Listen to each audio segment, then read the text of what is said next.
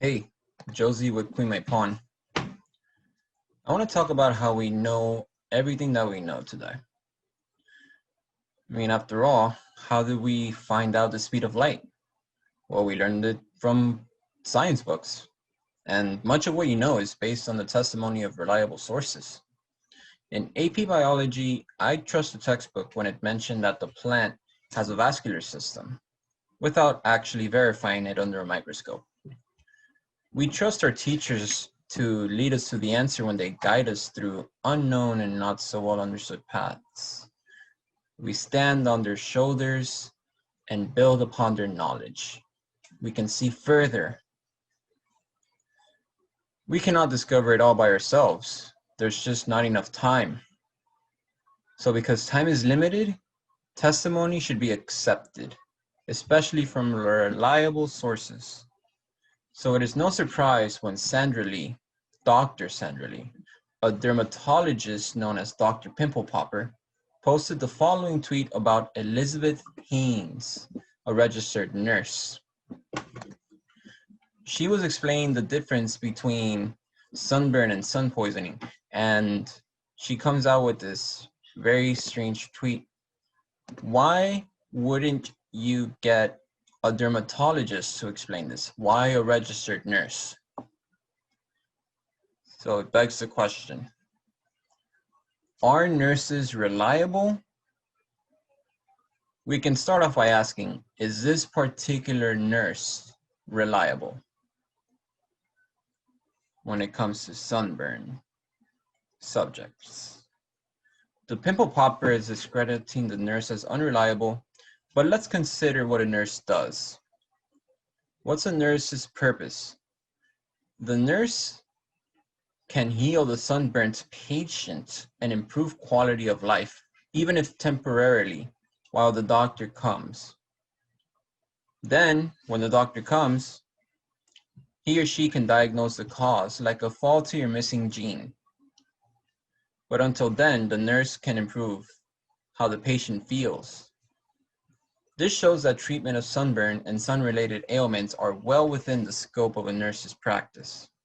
Therefore, the nurse is an authority on the subject of sunburns and sun poisoning and is able to tell the difference between both. Sure, the doc may know some more intricate and uncommon details about sunburn, but is it relevant? Does the nurse need to know about xeroderma pigmentosum, which actually sounds like a Harry Potter spell? I don't think the general public cares either. The nurse has some clinical tips that make this article legit. I may even prefer the nurse's testimony over Lee's because she has more practical experience and has dealt with sunburns.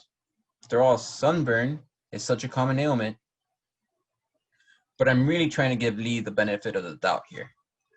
At this point, I decided to read the article to discern and figure out what the nurse, Elizabeth Haynes, was communicating. And after reading the article, I figured out that in the end, she's not telling us anything groundbreaking or new, and that's okay. She's stating the definitions of sunburn, sun poisoning, and even sun allergy. She's also reminding us to go to the ER if we present severe symptoms from sun exposure so that the cause can be identified by a doctor. And don't forget your sunscreen. Everything the nurse said about the differences in sunburn and sun poisoning and how to cure it is true and valid. All of her statements are true, and I'm sure most dermatologists would agree with what she said. So there's consensus. Finally, is the nurse testifying in an honest and unbiased manner? Is someone paying her for this article to say views that really aren't hers? For example, WebMD, which is where the article is written, could be paying the nurse to state the definitions in a false manner, such as sunburn is caused by eating too much eucalyptus, which doesn't make sense, but could happen. That would make the article invalid. Now consider that the nurse is also paid by the hospital to care for patients, and more patients mean more money for the hospitals. But in the article, the nurse, first of all, gives definitions that sound scientifically reasonable and agreeable by the dermatologists. And you can look up the definitions of sunburn and sun poisoning in a medical book. But also the nurse gives at-home treatments, a list of them, such as the application of lidocaine, an anesthetic that you can buy over the counter at Walgreens. So there is no incentive, financial incentive, to bring more patients to the hospital there. We now have the answer. It is safe to say that because this nurse has experience, making her an expert, she has no bias towards the article, and everything that she says sounds reasonable to dermatologists because the definitions are in the medical book, then this nurse is qualified to speak about the difference between sunburn and sun poisoning.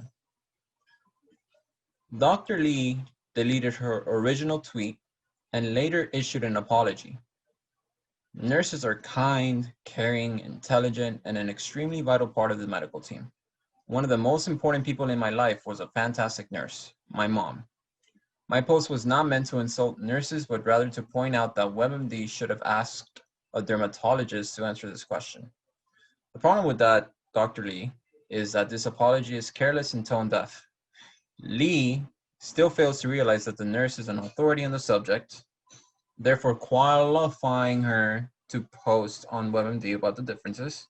So the appeal to authority by the readers is valid, and we can consider the nurse a valid source of statements, of testimony.